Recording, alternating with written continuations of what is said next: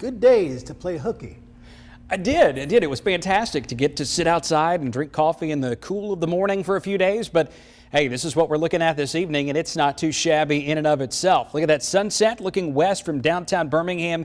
Top Children's of Alabama across I-65. To the lower right, you got Legion Field and College Hills, and out over West Birmingham, the West End community getting a very nice look at that sunset tonight. It's fair. That's what the few clouds around are doing. That's literally what fair means. Some clouds, some clear.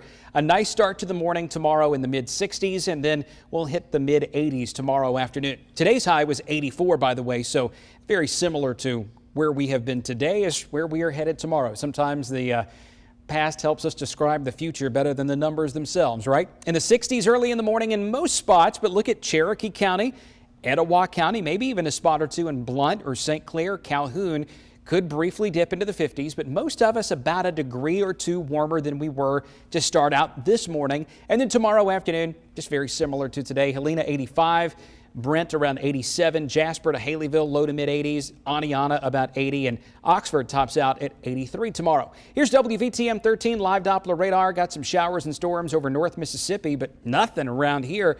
This next storm system that we're watching is not much of a system right now. Look at that pocket of clouds and rain out over the southwest.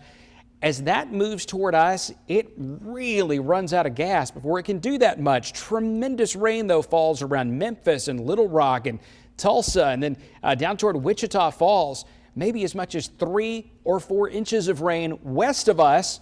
But around here, 7-day rainfall looks meager. A few spots could get up to a ½ inch or more, but most of us probably not even enough rain to measure between now and at least next Tuesday. Things may start to change a bit Tuesday into Wednesday, and we'll keep you apprised of that. This cluster of clouds out over the Atlantic is a tropical wave that very well could become a tropical storm within the next 2 to 3 days. Watch this. By Friday afternoon, that may be a tropical storm just off the coast of North Carolina.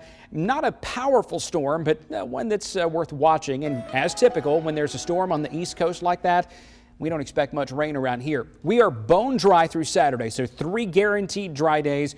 A very small chance of a shower on Sunday. Monday, Tuesday, Wednesday, some of that unsettled weather out west does get a bit closer to us. That'll bring the temperature down just a bit and up that chance of some spotty showers, but don't expect a lot of rain over the next 7 days. Guy? Well, the auto workers